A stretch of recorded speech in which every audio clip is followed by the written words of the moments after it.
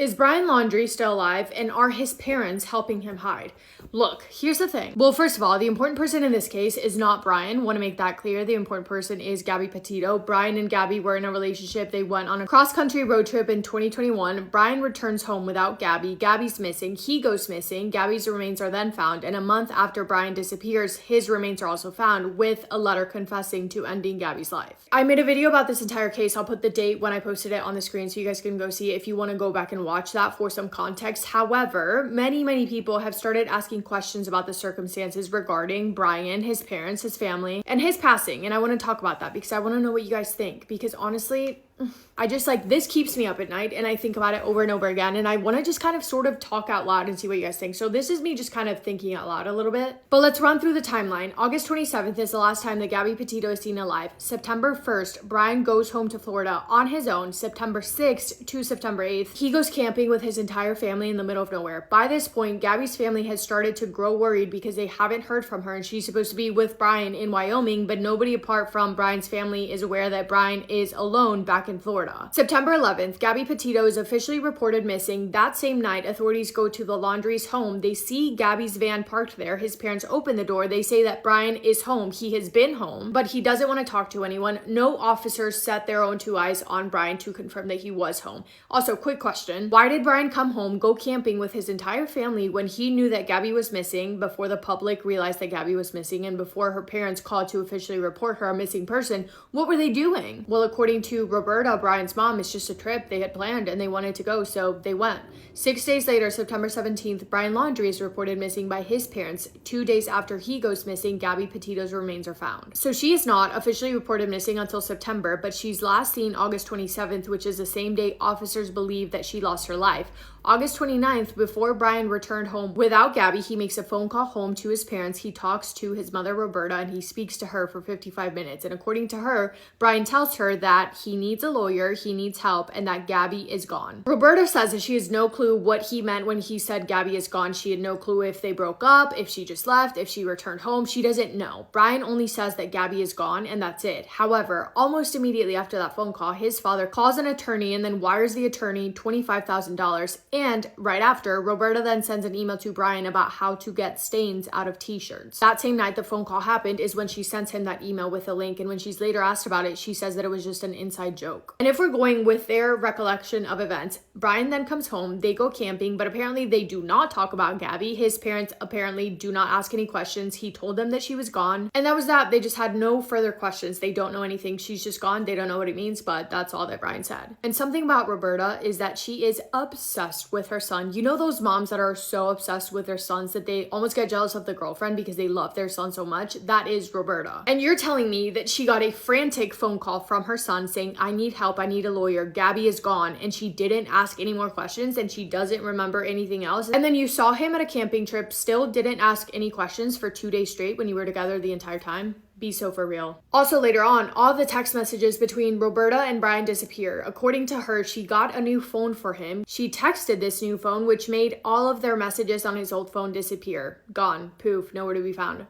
That does not happen. When his parents reported Brian missing, they were claiming that they had not seen him in 3 days. Okay, so their entire house, outside of their house, their entire neighborhood was covered with news reporters, law enforcement officials, random people. The entire street was flooded with people. People had eyes on that house 24/7. How does Brian manage to leave his house and disappear without a single person seeing him? The story that his parents told police was that he left, he went on a hike and never came back. They hadn't reported him missing earlier because they just thought that he was off on a hike, reconnecting with nature, I guess, in the Carlton Reserve in Sarasota County. And then a massive manhunt begins to find Brian Laundrie in the Carlton Reserve. At that time, 75% of the reserve was flooded with water. Law enforcement is searching through swamps, through mud, pushing through snakes in the water, fighting off alligators. They have people on foot with cadaver dogs, people on boats, little boats, big boats, people on horses and ATVs, drones, K9 units, divers. This search was costing them $1.5 million, all dedicated to finding Brian Laundrie, but they just could not not find him. At the same time, officers are back at the Laundrie house searching his house, and in his bedroom they find a letter, a handwritten letter written by Roberta Laundrie to her son Brian. The letter was in an envelope that said, quote, Brian Christopher Laundrie, burn after reading, end quote. They open the letter and it reads, quote, I just want you to remember that I will always love you, and I know you will always love me. You are my boy. Nothing can make me stop loving you. Nothing will or could ever divide us, no matter what we do or where we go or what we say. We will always love each other.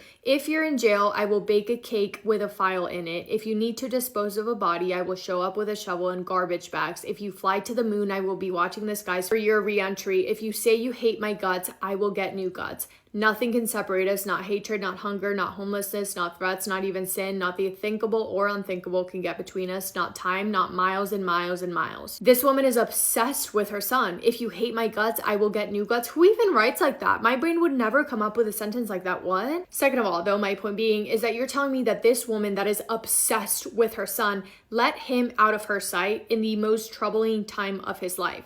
You're telling me that a woman that is that in love with her son just let him wander off and then didn't wonder about his whereabouts for days, didn't report him missing for days, isn't out looking for him, trying to find him. Gabby Petito's family is tearing the world apart trying to find her because the Laundrie family is being zero help. Yet Roberta Laundrie is just sitting at home on the couch knowing that her son is missing. That makes no sense. The only reason in my head as to why that could maybe make sense, as to why she wouldn't be outside looking for her son, is either because she knew where her son was or she did not want him to be found, or both. Also later on, when she's asked about why she wrote on that envelope, burn after reading, she says that that was an inside joke too. How many inside jokes do you have with your son, and why are they so weird? 2 days into Brian's disappearance, Gabby Petito's body is found in Wyoming. Authorities believe that she had been there since August 27th, and her cause of death was ruled a homicide. The search for Brian continued with no luck until 1 month in, on October 20th of 2021, when his remains were found at the Carlton Reserve by his parents. For 37 days, authorities carried out one of the largest manhunts in recent memory and found nothing. His parents then decided to go look, and they found him within an hour and 20 minutes. And looping back around to the weird camping trip the Laundrie family took when Brian had secretly returned home, people believe that either the family was getting together in an isolated, remote area because Brian confessed and they were trying to figure out what the plan was going to be, or because he told them that he had been planning on unaliving himself, and that was, I guess, his last way to say goodbye. But who's to say? Brian's remains were found completely decomposed, and it was ruled that he unalived himself using a weapon.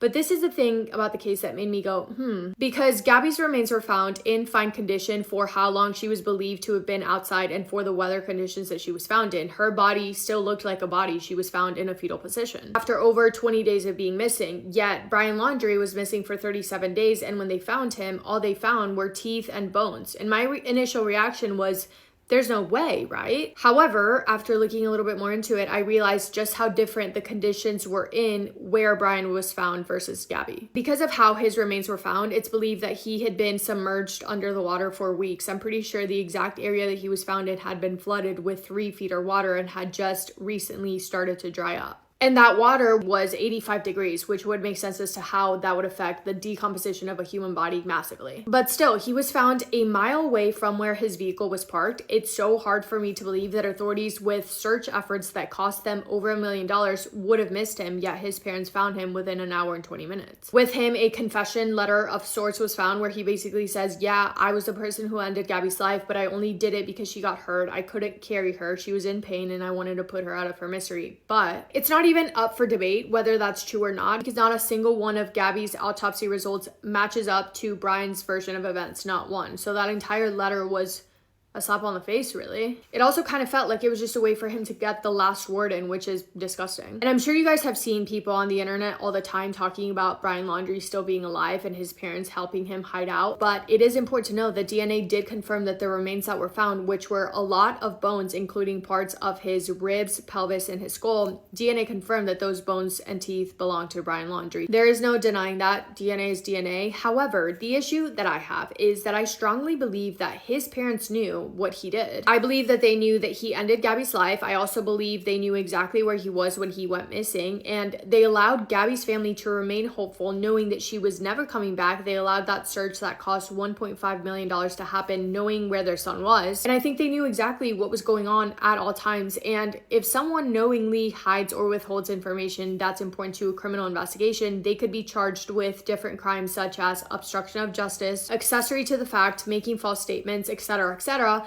Yet his parents were never charged with any of that. Gabby's parents, rightfully so, did sue Brian's estate, as well as filed a separate lawsuit against Christopher and Roberta Laundrie, alleging emotional distress and that they withheld information. That lawsuit was settled in February of 2024 for an undisclosed amount. However, that was a civil lawsuit, not a criminal lawsuit, which are different things. And I think that his mother should be handed criminal charges, but I don't know.